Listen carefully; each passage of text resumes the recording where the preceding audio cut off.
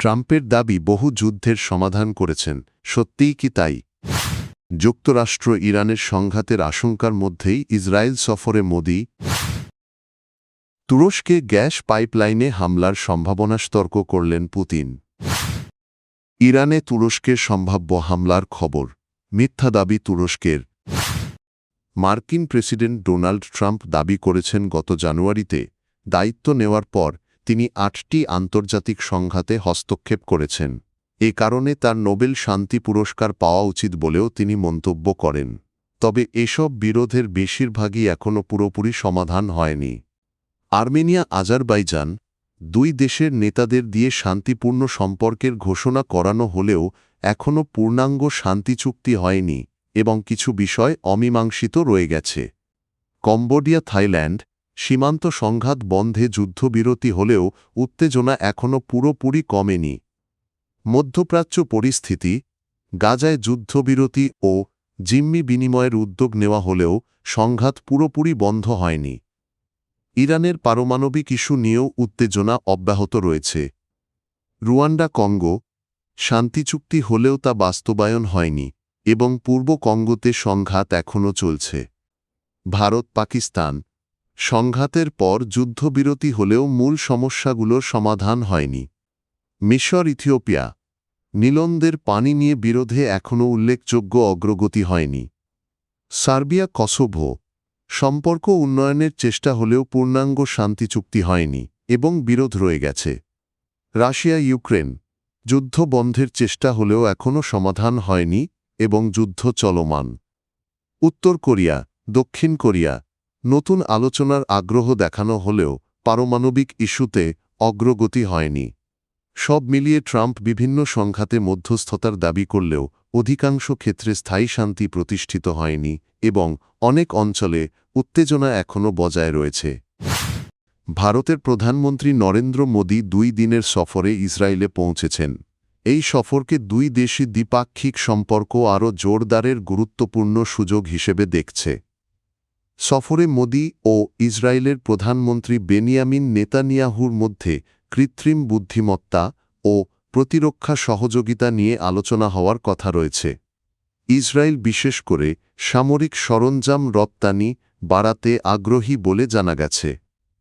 মোদী ইসরায়েলের পার্লামেন্টে ভাষণ দেবেন এবং হলোকাস্ট স্মৃতিসৌধে শ্রদ্ধা জানাবেন বলেও আশা করা হচ্ছে।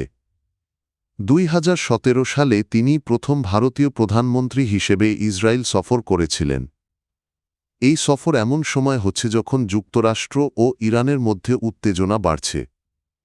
ইরানের পারমাণবিক কর্মসূচি নিয়ে অচলাবস্থার মধ্যে যুক্তরাষ্ট্র ওই অঞ্চলে নৌবাহিনী ও যুদ্ধজাহাজ মোতায়েন করেছে। বিশেষজ্ঞরা বলছেন মধ্যপ্রাচ্যে নতুন সংঘাত শুরু হলে সেখানে বসবাসকারী বিপুল সংখ্যক ভারতীয় নাগরিকের ওপর প্রভাব পড়তে পারে। তাই ভারত এই অঞ্চলে স্থিতিশীলতা চায়। ইসরায়েলের কর্মকর্তারা জানিয়েছেন মোদির সফরে নতুন অংশীদারত্ব ও সহযোগিতার সুযোগ তৈরি হতে পারে। তবে বিশ্লেষকদের মতে প্রতিরক্ষা সহযোগিতা বাড়লেও ভারত আনুষ্ঠানিক কোনো জোটে যোগ দেওয়ার বিষয়ে সতর্ক থাকবে। রাশিয়ার প্রেসিডেন্ট ভ্লাদিমির পুতিন জানিয়েছেন তুরস্কে যাওয়া টার্ক স্ট্রিম ও ব্লু স্ট্রিম গ্যাস পাইপলাইনে নাশকতার আশঙ্কা রয়েছে বলে গোয়েন্দা তথ্য পেয়েছে রাশিয়া। মঙ্গলবার মস্কোয় ফেডারেল সিকিউরিটি সার্ভিসের বৈঠকে তিনি কথা বলেন। পুতিন বলেন, এই তথ্য থেকে বোঝা যায় সমুদ্রতলে থাকা রাশিয়ার জ্বালানি অবকাঠামোর ওপর হামলার চেষ্টা হতে পারে। তিনি মনে করেন ইউক্রেন যুদ্ধ নিয়ে চলমান আলোচনাকে ব্যাহত করতেই এমন চেষ্টা করা হতে পারে। তিনি আরও জানান দেশের জ্বালানি ও পরিবহন অবকাঠামোর নিরাপত্তা আরও জোরদার করার নির্দেশ দেওয়া হয়েছে। পুতিন সম্ভাব্য বিস্ফোরণ ও ব্ল্যাক সাগরের নিচে থাকা পাইপলাইনগুলোর নিরাপত্তা নিশ্চিত করার ওপর গুরুত্ব দেন। টার্ক স্ট্রিম ও ব্লু স্ট্রিম পাইপলাইনের মাধ্যমে রাশিয়ার প্রাকৃতিক গ্যাস তুরস্কে সরবরাহ করা হয়। তুরস্কের ডিসইনফরমেশন কন্ট্রোল সেন্টার জানিয়েছে যুক্তরাষ্ট্র ইরানে আক্রমণ করলে তুরস্ক ইরানের ভূখণ্ডে আক্রমণ করতে পারে। কিছু মিডিয়ায় প্রচারিত এ তথ্য সম্পূর্ণ মিথ্যা। প্রশাসনিক বিভাগ সোশ্যাল মিডিয়ায় একটি পোস্টে বলেছে কিছু মিডিয়া আউটলেটে যে দাবি করা হয়েছে তা বিভ্রান্তিকর। তুরস্ক প্রতিবেশী দেশের ভূখণ্ড ও সার্বভৌমত্বের প্রতি দীর্ঘমেয়াদী সম্মান বজায় রাখে। সংবাদে আরও বলা হয়েছে আঙ্কারা নিয়মিতভাবে দেশের সীমান্ত রক্ষার জন্য প্রয়োজনীয় পদক্ষেপ গ্রহণ করে, যা অঞ্চলের কোনো উত্তেজনার সময়ও সমানভাবে প্রযোজ্য। প্রশাসন জানিয়েছে তুরস্ক যে কোনো সময় সীমান্তের নিরাপত্তা নিশ্চিত করতে সব ধরনের প্রয়োজনীয় ব্যবস্থা গ্রহণ করে, তা সংকটের সময় হোক বা অন্য সময়ে। সবশেষে তারা জনগণকে অনুরোধ করেছে যে অনিশ্চিত তথ্য ও গুজবে বিশ্বাস না করে সরকারি এবং কর্তৃপক্ষের প্রকাশিত তথ্যের ওপর নির্ভর করুন।